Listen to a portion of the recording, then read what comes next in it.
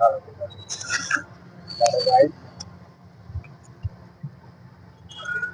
Everyone, ভালো আছি সবাই। তো আমরা হচ্ছে বীর উত্তম কে খন্দকার সড়কে আসছি মহাখালী আমতলী। এখন যাচ্ছি হচ্ছে পশু হাসপাতাল।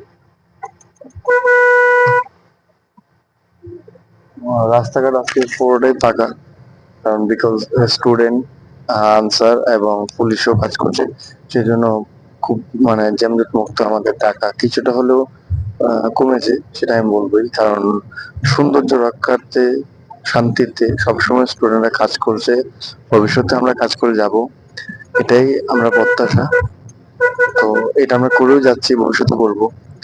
তো এই যে এত সুন্দর রাস্তাঘাট পরিষ্কার পরিচ্ছন্ন, এগুলো সব স্টুডেন্ট বাকি বিভিন্ন সংস্থা করছে। তো ভালো থাকবেন, সুস্থ থাকবেন, আমার চ্যানেলটা ফলো দিয়ে রাখবেন।